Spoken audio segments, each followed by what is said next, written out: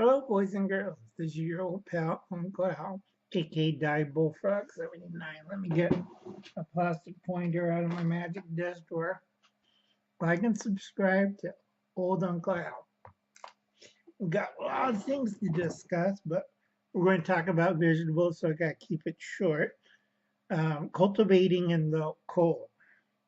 Now, right now, there's a mega storm hitting Tennessee. I can't find my slide reel. And I got some weird figures coming up. There's about 2 feet of snow between Knoxville to South Carolina, Greensville. I'm not too sure.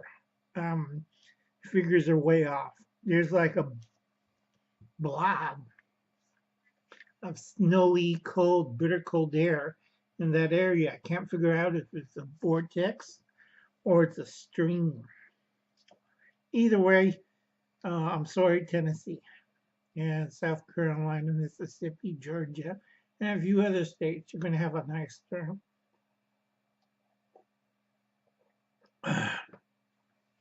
Anyway, on my side in Visalia, one of the college students was attacked by a college teacher who went nuts. She was well known leftist, socialist, like Hubble's cat, was teaching in college. All of a sudden, she went and went nuts. Here's Dino to commentary. Yeah, she went nuts. Chased the whole classroom with a pair of scissors, singing the Star Spangled Banner and telling that Trump was bad. Okay, in actuality, it's on the news where she grabs the student, starts cutting his hair, singing the Star Spangled Banner. Either Mountains of the Moon or it's the local Democratic brainwashing that didn't work out too well. So you got to be careful, kids. Now, back to the vegetables. I'm going to try to keep it short. I know a lot of you out there only watch 4 minutes, but should watch until the end. Big shout out to Jordan Jakenberg. Please check out his channel and please buy some of his merch from his store. Also, Will and Just in Time Prepping. Check him out. Buy some of his merch. Drop some money. Say hello. He needs it. He's in Nebraska. Sorry, Will. I figured out I don't know about the snow. If it's a wet snow, you're okay. If it's a dry snow, you're in hell. There's a bitter cold wave coming from the Great Lakes going down through the central states, following the Mississippi because the valley's like this. And I can't figure out because I don't have my slide rule that on the west coast we're pushing all our moisture towards you guys. So you got two diametric forces going like that. Meanwhile, Hubble's cat in Canada and Ontario, it's wet snow from the Atlantic. I'm still trying to figure out that one. It's affecting England and the east coast of Canada. And then you have the dual effects of the Great Lakes and the Atlantic Ocean. So you're going to be a little bit funny weather.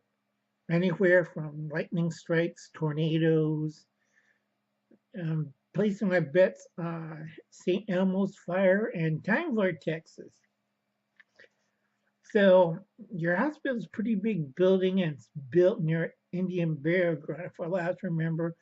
So let's find out how bad it's going to be over at Hubble's Cat's place. Salute. Anyway, let's see. I think what's vegetables for the fall and light frosty conditions like in the west. This is good for west wind.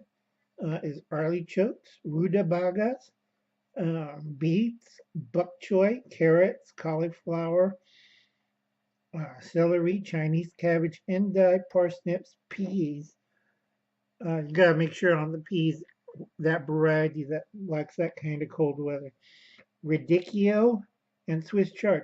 Now this is for light frost condition in a fall-like area. It's cold and it's a little frosty on the ground, but not that cold. That's from 28 to 34 Fahrenheit. I can't figure out centigrade because that's going to take too long. But 28 to 32 degrees Fahrenheit.